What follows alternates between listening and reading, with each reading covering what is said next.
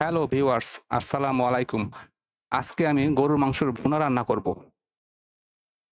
খুবই মজার এই গরুর মাংস ভুনা রেসিপিটি বিয়েবাড়ির বাবুর্চি স্টাইলে কিভাবে রান্না করেছি পুরো ভিডিওটি চলুন একবার দেখে আসি।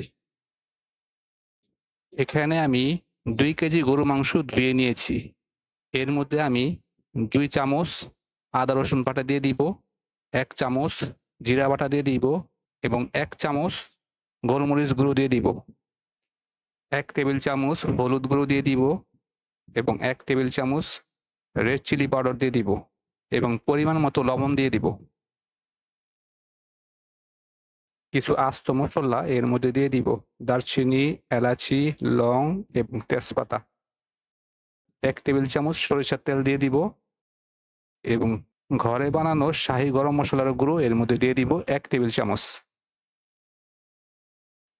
কালারের জন্য এখানে আমি ১ টেবিল চামচ কাশ্মীরি রেড চিলি পাউডার দিয়ে দিব এবং ১ কাপ পেঁয়াজ কুচি দিয়ে দিব। দিয়ে সব একসাথে ম্যারিনেট করে ফেলবো।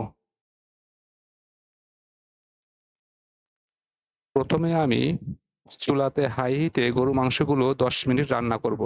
রান্না করে মিডিয়াম আঁচে আমি ঢাকনা দিয়ে দিব। ঢাকনা খুলে এর মধ্যে আমি ৬-৭ টি কাঁচামরিচ দিয়ে দিব এবং ১ কাপ গরম পানি এর মধ্যে দিয়ে দিব। দিয়ে আবার ঢাকনা দিয়ে দিব। প্রায় ১৫ মিনিট পরে আমি ঢাকনা খুলেছি। মাংস থেকে আমার পানি একদম শুকিয়ে গিয়েছে। তেল ভেসে উঠেছে। গরুর মাংস থেকে খুব সুন্দর একটা শাহী ফ্লেভার বের হচ্ছে। মাংসগুলো প্রায় হয়ে গিয়েছে। কিছুক্ষণের মধ্যেই আমি নামিয়ে নিব।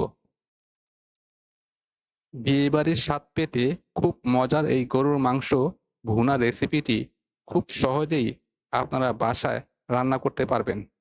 আপনারা নিউ হয়ে থাকলে অবশ্যই আমার চ্যানেলটি সাবস্ক্রাইব করে রাখুন। আল্লাহ হাফেজ।